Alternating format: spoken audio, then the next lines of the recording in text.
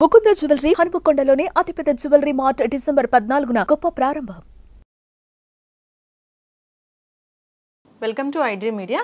So BP, కోపం ఈ రెండు ఒకటేనా?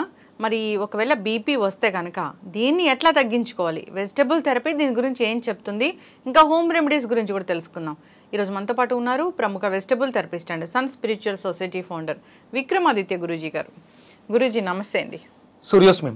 గురూజీ, జనరల్గా బీపీ అనేది చాలా మందికి ఉంది, చిన్న వయసులోనే బీపీ అనేది వస్తుంది. అయితే కోపము, బీపీ ఈ రెండు ఒకటేనా? అసలు బీపీ అని చెప్పారు డాక్టర్స్, ఇంత వాల్యూస్ ఉండాలి, ఇంత పెరిగిపోయిందని చెప్పారు.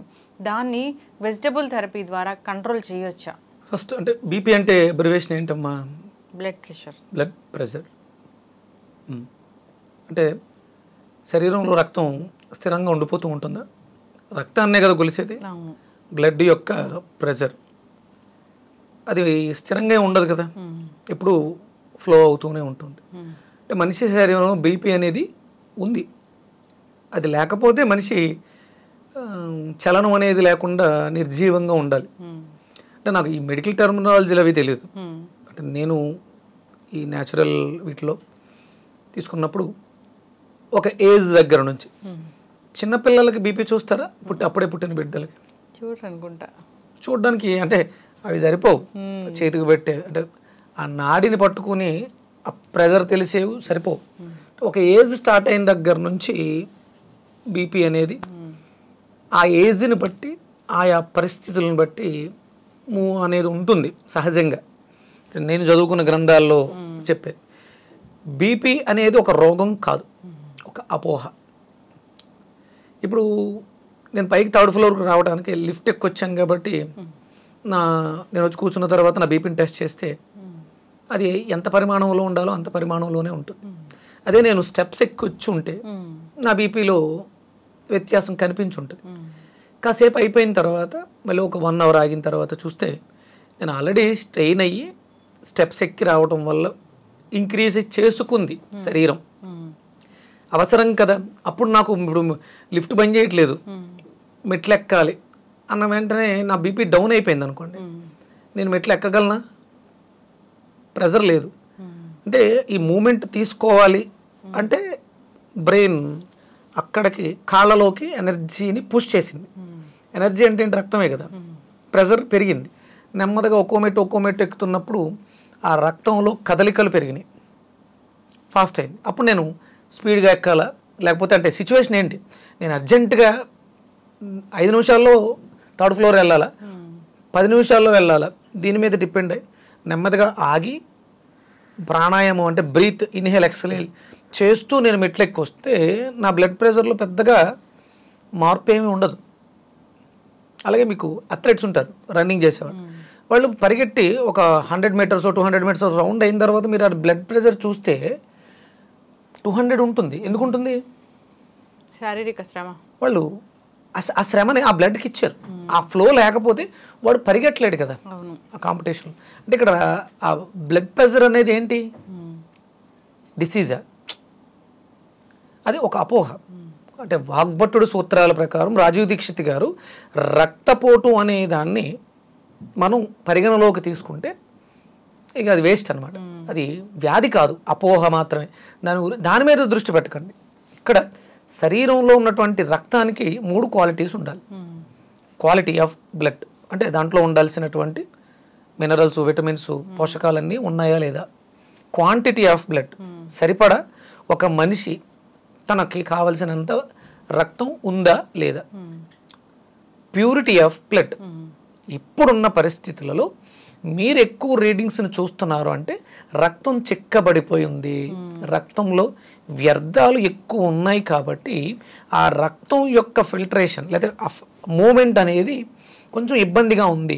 దాని ప్రెజర్ వెళ్ళి గుండెకి ఆ చిక్కటి రక్తాన్ని ఫ్లో చేయడానికి శ్రమ ఎక్కువ తీసుకోవాల్సి వస్తుంది. నార్మల్గా వెళ్తున్నటువంటి ఫ్లో వాటర్ ట్యాప్కి మురికి నీళ్ళు వెళ్తున్న ట్యాప్కి ఎంత వ్యత్యాసం ఉంటుందో మన శరీరంలో కూడా రక్తనాళాలలో ఈ వ్యవస్థ ఉంటుంది.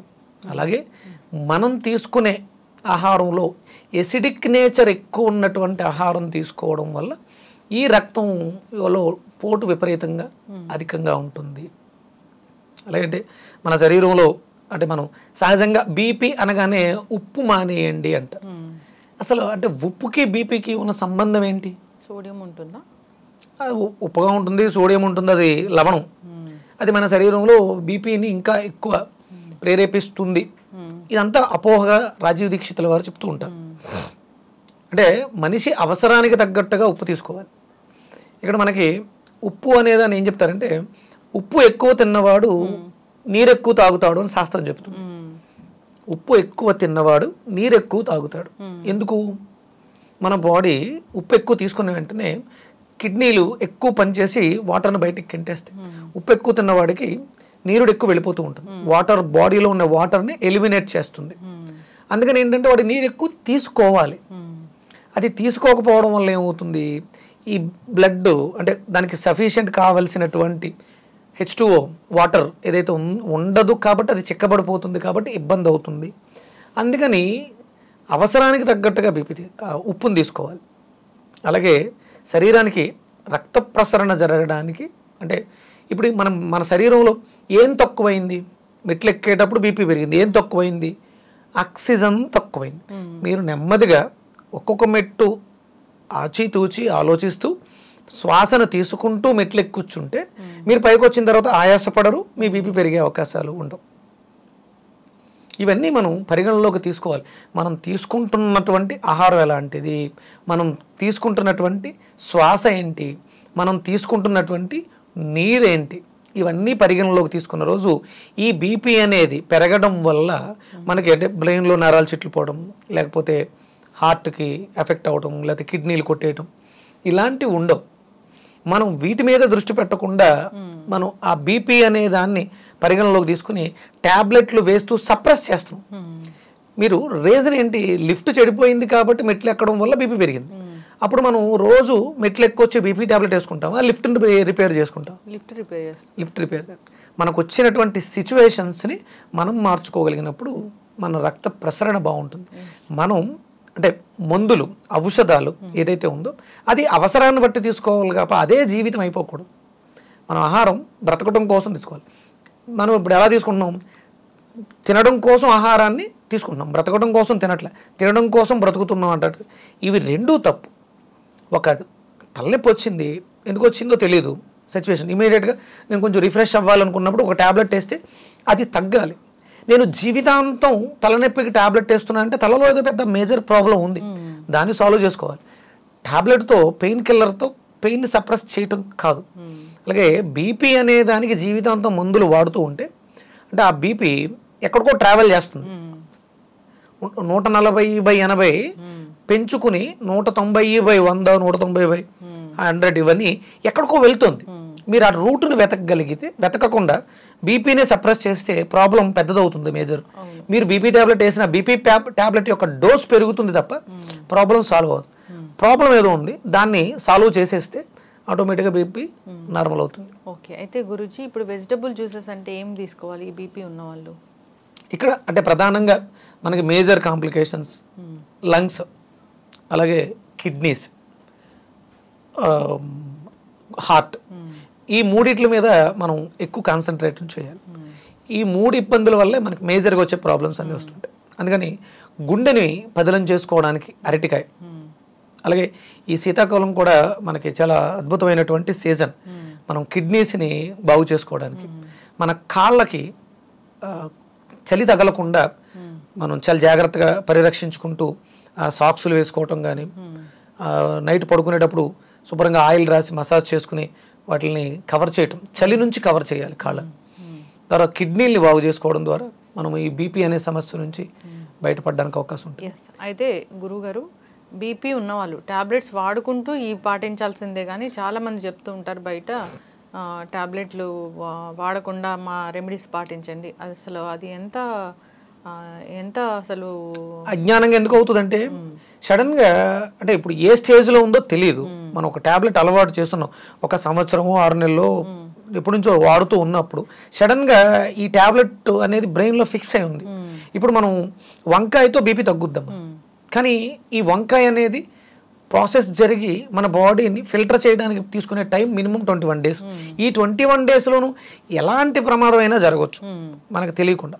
అందుకని ఏంటంటే మనం బాడీని ఫిల్టర్ చేసుకుంటూ బ్లడ్ క్లెన్జెస్ చేసుకుంటూ ఈ మందులు ఏవైతే ఉన్నాయో ఇవి కరెక్ట్ కాదని తెలిసిన ఆల్ ఆఫ్ సడన్ ఎప్పుడు కూడా ఆఫ్ చేయకూడదు.